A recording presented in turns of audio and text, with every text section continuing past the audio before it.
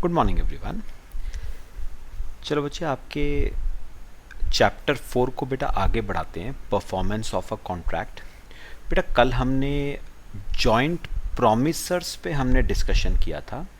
आज बेटा एक छोटा सा डिस्कशन जॉइंट प्रॉमिसेस पे करेंगे। Rights of joint promises.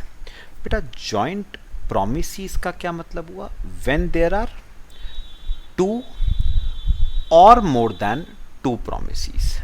तो अगर दो या दो से ज़्यादा प्रोमिसेस हैं, टू और मोर देन टू प्रोमिसेस, तो उन्हें हम क्या कहेंगे बेटे? Joint promises. ठीक है, आओ एक रीडिंग मारते हैं। When a person has made promise to two or more persons jointly, then unless a contrary intention appears from the contract, the right to claim performance rests with all joint promises jointly and after the death of any of them with the legal representatives of such person and the surviving joint promises। Simple बात है बेटा, देखो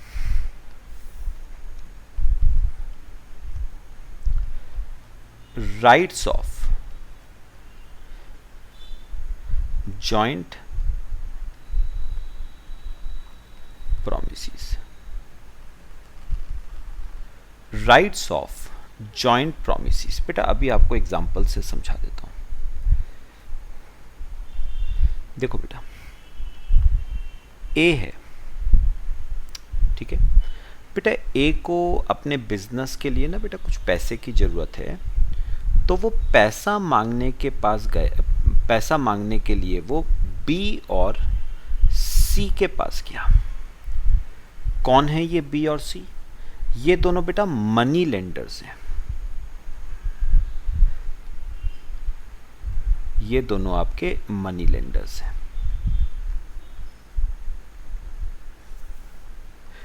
तो ए को अपने business के लिए पैसे की जरूरत है, पैसा मांगने के लिए वो गया बी और सी के पास। ठीक है, तो ए गया पैसा मांगने के लिए बी और सी के पास। ठीक है, उसने बेटा बी और सी से मिला के लोन लिया 5 लाख रुपीस का। ठीक है, और बेटा अग्रीमेंट जो हुआ है वो बेटा अलग अलग नहीं हुआ है। अग्रीमेंट अलग अलग नहीं हुआ है, मतलब ए का बी के साथ, ए का सी के साथ, ऐसा नहीं है। अग्रीमेंट एक ही हुआ है बेटा। अग्रीमेंट सिर्फ एक हुआ है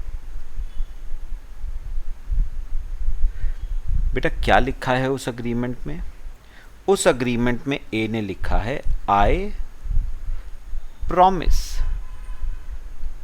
to repay your rupees 5 lakh। I promise to repay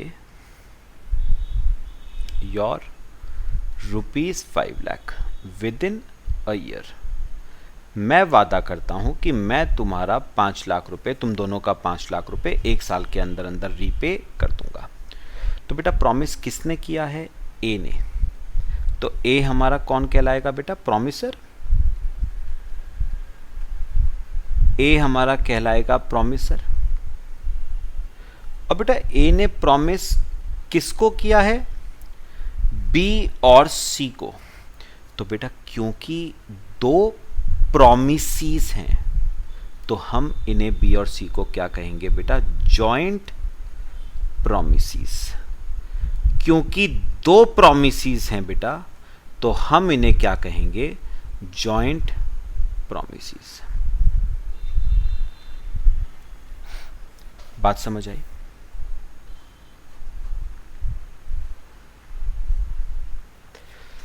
copy करो बेटा।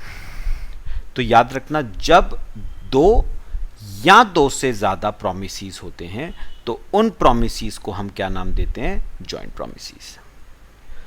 ठीक है,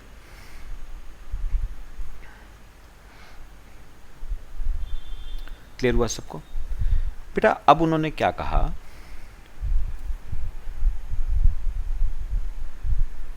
बेटा मुझे एक बात बताओ, परफॉर्मेंस देना बेटा किसका काम है? प्रॉमिसर का। परफॉर्मेंस लेना किसका काम है? प्रॉमिसी का। और क्योंकि इस वाले केस में दो प्रॉमिसीज हैं, तो लॉ ने राइट दिया है, लॉ ने क्या कहा है?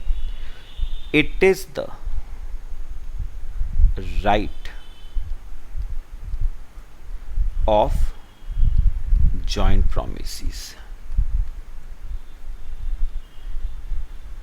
to demand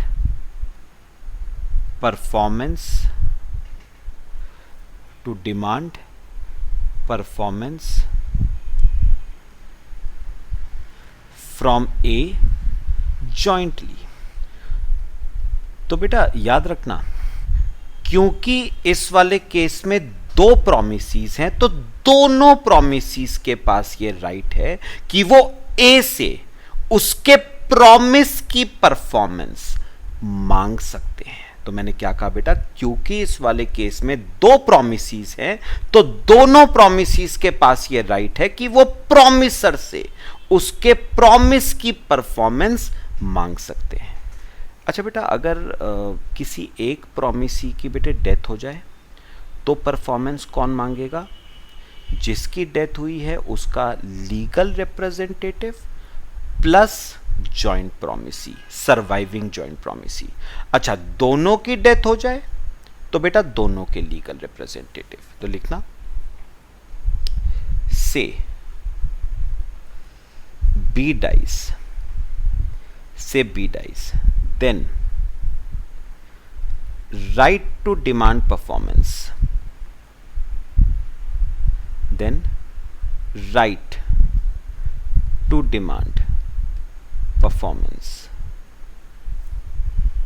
vests with किसके पास आएगा बेटा राइट टू डिमांड परफॉर्मेंस? बताओ। लीगल रिप्रेजेंटेटिव ऑफ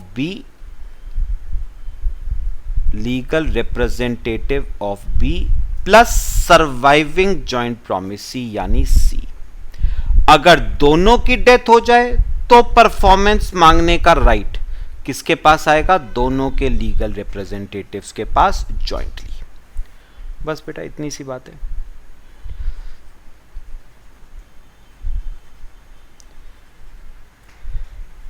सब बताओ बेटा, बात समझ आई सबको?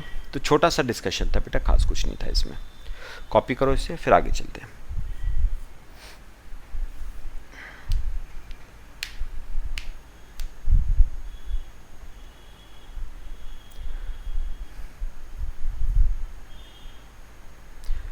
हो गया बेटा, समझ आया? चलो आओ। चलो बेटा, अब एक इंपॉर्टेंट डिस्कशन मैं आपसे करने वाला हूं। खैर सिंपल है, ज़्यादा दिक्कत नहीं है बेटा। Time and place of performance. चलो एक काम करो बेटा, एक चार्ट बनाएंगे, उस चार्ट को बेटा साथ साथ समझेंगे। देखना बहुत सिंपल केस है। हेडिंग मेरे साथ साथ लिखो, time and place of performance. Time and place of performance. बेटा डिवाइड करो इस चार्ट को दो पार्ट्स में। एक है टाइम ऑफ परफॉर्मेंस, दूसरा है प्लेस ऑफ परफॉर्मेंस। तो लिखो, पहला है टाइम ऑफ परफॉर्मेंस और दूसरा है place of performance. Time of performance and place of performance. बेटा टाइम ऑफ परफॉर्मेंस को डिवाइड करो दो पार्ट्स में।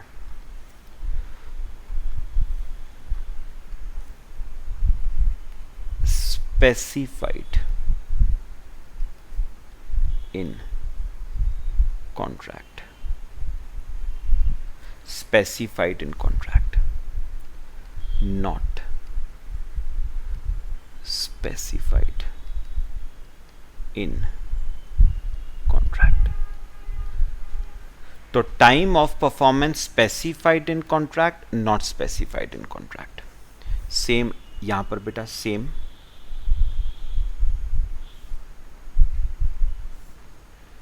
प्लेस ऑफ परफॉर्मेंस में specified in contract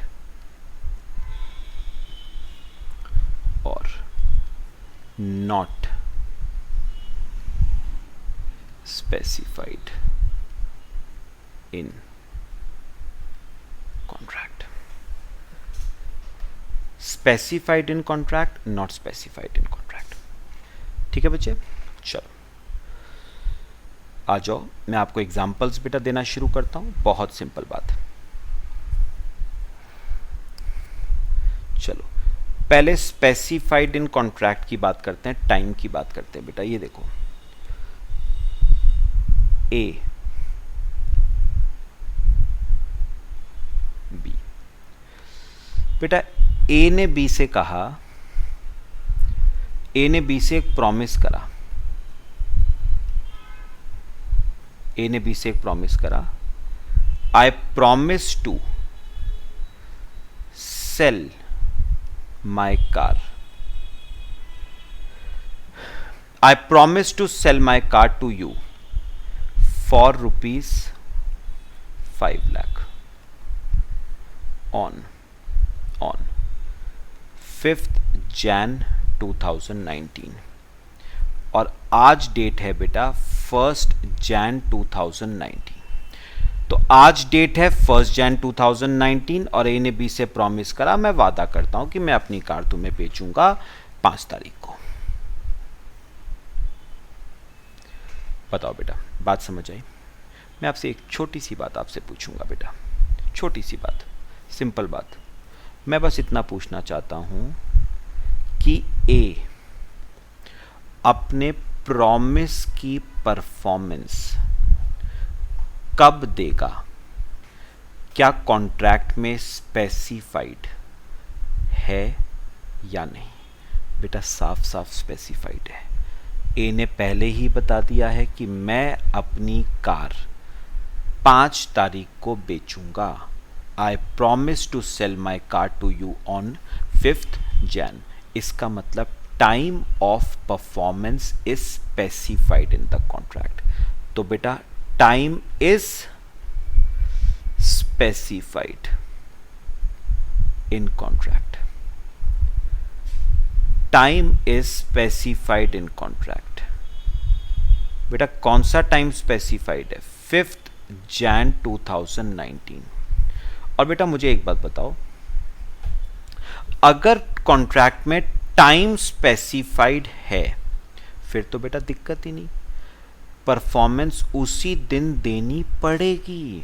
performance is to be given on that day. तो अगर कॉन्ट्रैक्ट में टाइम ऑफ परफॉर्मेंस स्पेसिफाइड है तो performance must be given on that time. Performance must be given on that time. तो बेटा copy करो, performance must be given on that time. तो अगर टाइम ऑफ परफॉर्मेंस बेटा स्पेसिफाइड है तो परफॉर्मेंस देनी पड़ेगी उस टाइम पे। कॉपी कर लो बच्चे। तो बेटा एक बात तो खैर हमें क्लियर हो गई, अगर टाइम ऑफ परफॉर्मेंस बेटा कॉन्ट्रैक्ट में स्पेसिफाइड है ना, फिर कोई दिक्कत नहीं है बेटा, performance has to be given at that time. काम की बात सुनना बेटा। बेटा जब मैं, सुनो ध्यान से सुनिए बेटा, जो मैं कहूँगा बेटा, जब हम, ध्यान से देखना बेटा, जब हम टाइम की बात करते हैं बेटे, तो टाइम वर्ड में ना बच्चे 2 चीजें आती हैं, डेट किस दिन और बेटा कितने बजे। भाई डेट ऑल्सो मीन्स टाइम, और बेटा कितने बजे, आवर्स क्या होंगे बेटे। तो डेट एंड आवर्स। मतलब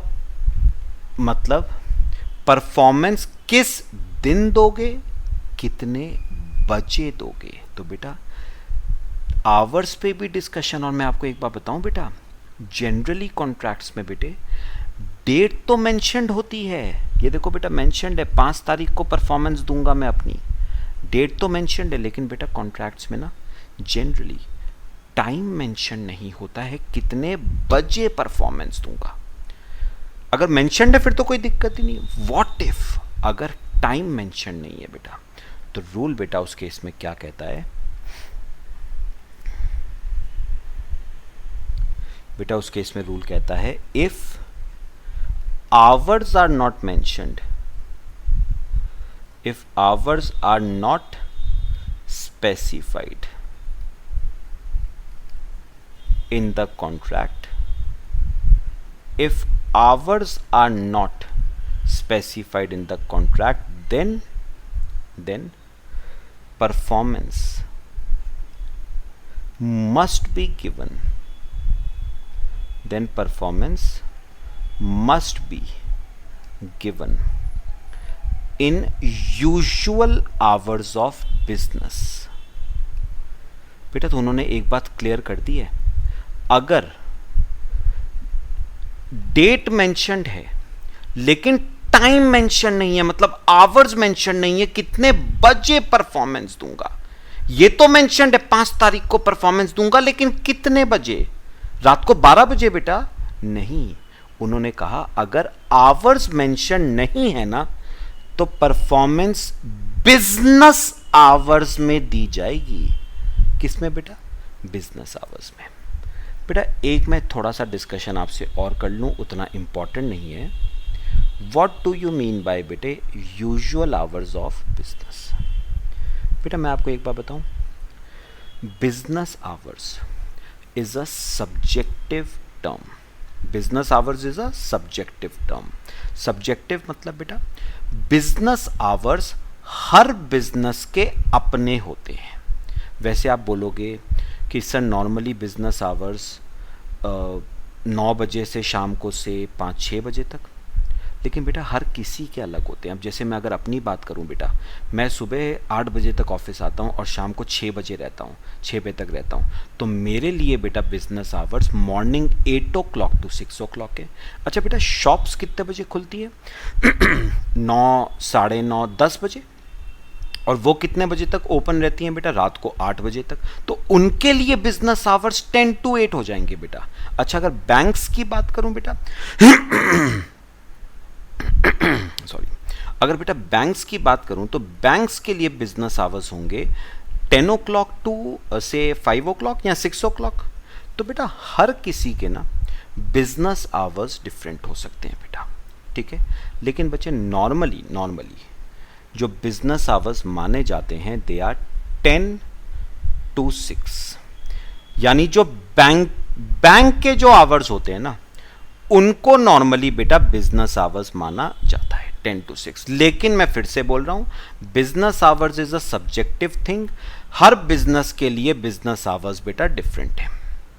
तो याद रखना अगर डेट मेंशन्ड है, ठीक है, लेकिन आवर्स मेंशन नहीं है, ठीक है, तो याद रखना उस केस में performance usual hours of business में दी जाएगी। यानी 5 तारीख को परफॉर्मेंस दी जाएगी 10 से 6 बजे के बीच में दी जाएगी। सब बताओ बेटा बात समझ आई? कॉपी करो इसे, कॉपी कर लो बच्चे। समझ आया बेटा? चलो अब करते हैं बेटा अगला। What if time is not specified in the contract. बेटा जिन्होंने मेरे पास चैप्टर 1 पढ़ा हुआ है बेटा उन्हें याद आएगी ये चीज। ए बी, बेटा ए ने बी से प्रॉमिस करा, किस चीज का promise? To sell my vegetables. मैं वादा करता हूं कि मैं अपनी सब्जियां तुम्हें बेचूंगा 1000 रुपए की, ठीक है।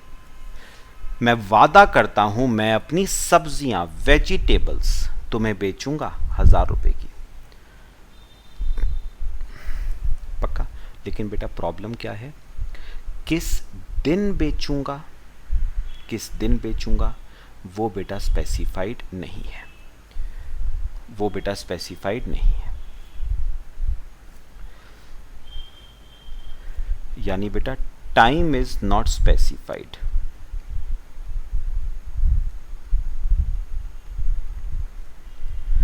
Time is not specified in the contract. तो बेटा याद करो, मैंने इस केस में बेटा आपको बताई हुई है एक बात कि अगर क्वेश्चन में बेटा, अगर सॉरी कॉन्ट्रैक्ट में टाइम स्पेसिफाइड ना होना बेटा, उस केस में रूल क्या होता है, performance must be given with in a reasonable time. तो बेटा अगर टाइम स्पेसिफाइड नहीं है, ये मैंने आपसे डिस्कस किया हुआ है बेटा, तो उस केस में परफॉर्मेंस मस्ट बी गिवन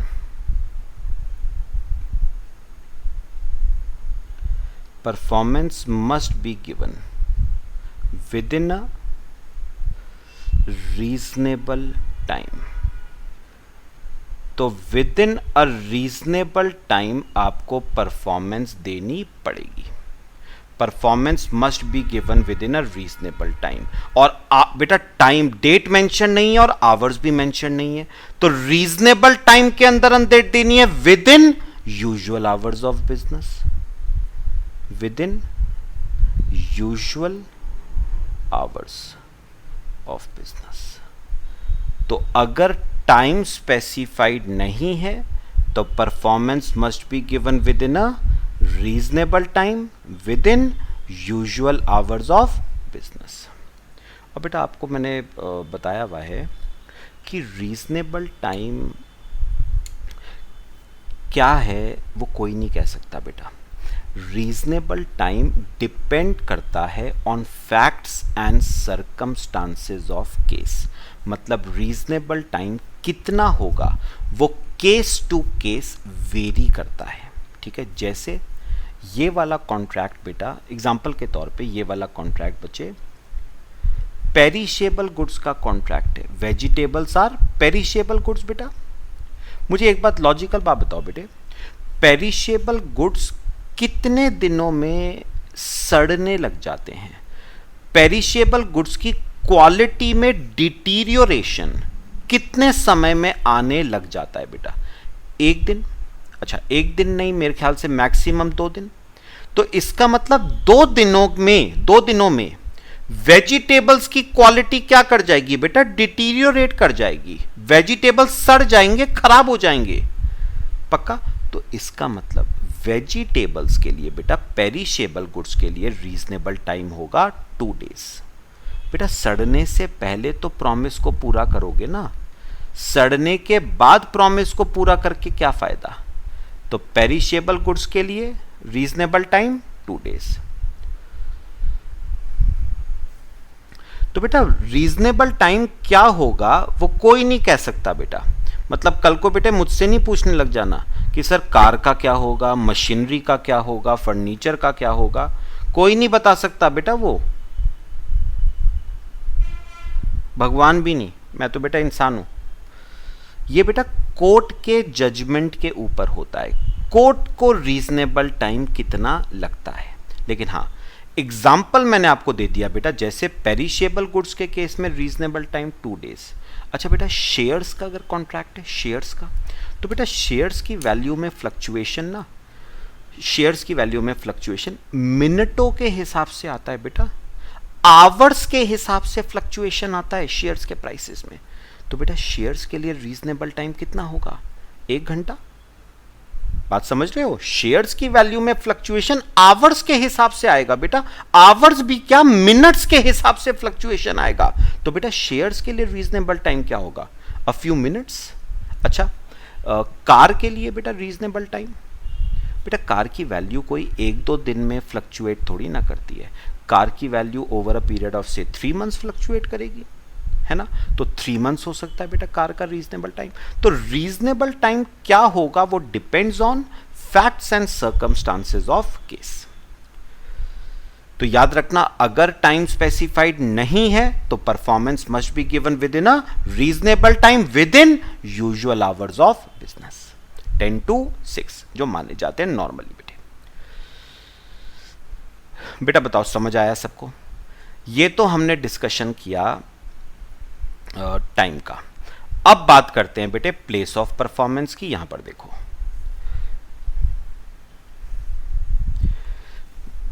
मैं आपको बेटा इसका एक एग्जांपल देता हूं, यहां पर सुनना समझना।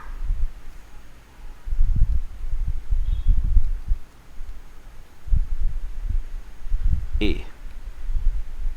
बी, बेटा ए ने बी को प्रॉमिस करा कि मैं तुम्हें अपनी राइस सेल करूंगा, चावल, to sell my rice to you for rupees से 1 लाख। तो राइस बेचने का कॉन्ट्रैक्ट हुआ है बेटा 1 लाख रुपए में। ठीक है बेटा, ए ने बी से पूछा ये बता दे ये राइस कब डिलीवर करूं। बी ने कहा एक काम कर, 5 तारीख को डिलीवर कर दे। ये कॉन्ट्रैक्ट हुआ था बेटा 1 जनवरी को। बी ने कहा एक काम कर, 5 तारीख को डिलीवर कर दे। फिर इन्हें पूछा अच्छा ये बता कहाँ पर डिलीवर करूं। तो उसने कहा एक काम कर, मेरा वेयरहाउस है वहां पर डिलीवर कर दे, मेरे वेयरहाउस पर डिलीवर कर दे। हो गया कॉन्ट्रैक्ट। चलो अब बताओ, पहले टाइम का बताना बेटा, टाइम बताओ इसको, इस कॉन्ट्रैक्ट में टाइम ऑफ परफॉर्मेंस स्पेसिफाइड है या नहीं? बेटा स्पेसिफाइड है। तो performance must be given on 5 January 2019, but hour specified नहीं है, तो performance must be given within usual hours of business. मतलब ए ये राइस डिलीवर 5 तारीख को करेगा, 10 से 6 बजे के बीच में करेगा। कहां पर? बेटा कॉन्ट्रैक्ट में स्पेसिफाइड है राइस कहां पर डिलीवर करनी है बेटा, वेयर हाउस पे। पक्का क्लियर हुआ सबको? तो यहां पर लिखना place of performance is specified in the contract. Place of performance is specified in contract. तो कॉन्ट्रैक्ट में बेटा प्लेस ऑफ परफॉर्मेंस क्या है? स्पेसिफाइड। और क्योंकि प्लेस ऑफ परफॉर्मेंस स्पेसिफाइड है, therefore rice must be delivered at that place only. Therefore rice must be delivered at warehouse only. तो बेटा जरा एक बार बता दो कौन सी डेट को राइस डिलीवर करनी है? 5 को।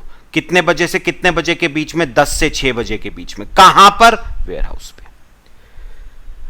दिक्कत बताओ कब आती है? दिक्कत तब आती है जब प्लेस ऑफ परफॉर्मेंस स्पेसिफाइड नहीं है। अब सुनना, ये मैं आपको पढ़ाऊंगा बेटा, कॉपी करो पहले से।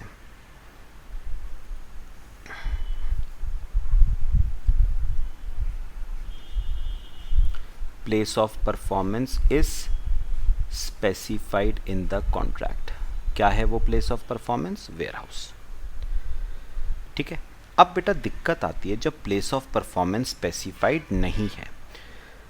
ठीक है बेटा, देखो ये देखना बेटा, ये देखना,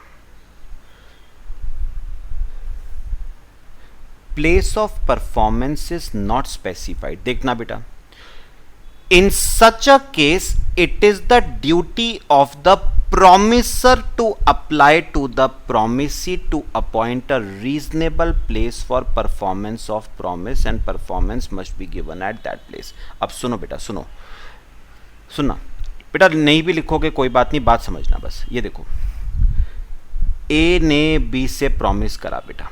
क्या प्रॉमिस था? कि मैं तुम्हें राइस डिलीवर करूंगा। ठीक है, तारीख डिसाइड हो गई 5 तारीख को। क्या डिसाइड नहीं हुआ बेटा? प्लेस ऑफ परफॉर्मेंस डिसाइड नहीं हुआ, कॉन्ट्रैक्ट में कुछ नहीं लिखा है। तो बेटा 5 तारीख, आज 5 तारीख है बेटा, लॉ ने कहा ये प्रॉमिसर का फर्ज बनता है। It is the duty of the promiser. ये प्रॉमिसर का फर्ज बनता है कि वो प्रॉमिसी से पूछे कि हाँ भाई तू बता राइस कहाँ पर डिलीवर करनी है। किसका फर्ज बनता है बेटा? प्रॉमिसर का। ए का ये फर्ज बनता है कि वो राइस को डिलीवर करने से पहले प्रॉमिसी से पूछे कि राइस कहाँ पर डिलीवर करनी है। और बेटा अगर बी कहता है घर पे डिलीवर करनी है तो घर पे करनी है, ऑफिस में करने को कहता है तो ऑफिस में करनी है, फैक्ट्री में करने को कहता है तो फैक्ट्री में करनी है, वेयर हाउस में करने को कहता है तो वेयर हाउस में करनी है, शॉप पे करने को कहता है तो शॉप पे करनी है। लेकिन बेटा हुआ क्या, ए ने 5 तारीख को बी को कॉल किया बेटा ये पूछने के लिए कि बता राइस डिलीवर करनी कहाँ पर है। एक कॉल किया, 2 कॉल किया, 10, 20, 50 कॉल करे बेटा, लेकिन बी का जो फ़ोन है नॉट रीचेबल बता रहा है बेटा, फ़ोन ही नहीं लग रहा है। तो उस केस में लॉ ने क्या कहा, however if promisor is unable to contact promisee, अगर प्रोमिसर का कोई संपर्क प्रोमिसी से नहीं हो पा रहा है तो performance must be given eight usual place of business. तो उस केस में परफॉर्मेंस कहां पर देनी है? उसकी बिजनेस प्लेस पे। अब फिर से बेटा वही बात आती है, what is this business place? बेटा मेरे लिए I am a chartered accountant, मेरे लिए बिजनेस प्लेस बेटा मेरा ऑफिस है। अच्छा जो बेटा शॉपकीपर है उसके लिए बिजनेस प्लेस उसकी शॉप है। अगर कोई मैन्युफैक्चरर है उसके लिए बिजनेस प्लेस उसकी फैक्ट्री है। तो लॉ ने कहा अगर प्रॉमिसर का कोई संपर्क प्रॉमिसी से नहीं हो पा रहा है तो उस केस में परफॉर्मेंस कहां पर दी जानी है? प्रॉमिसी के प्लेस ऑफ बिजनेस पे। और प्लेस ऑफ बिजनेस कोई भी हो सकती है बेटा, ऑफिस, शॉप, फैक्ट्री, वेयरहाउस, कोई भी। पक्का बताओ बेटा बात समझ आई? ठीक है, तो बेटा बाकी हम इसमें नेक्स्ट क्लास में करेंगे। मेरे ख्याल से बेटा time and place of performance के जो रूल्स हैं सबको क्लियर हुए? पक्का? चलो बच्चे बाकी नेक्स्ट क्लास में करते हैं। Till then thank you.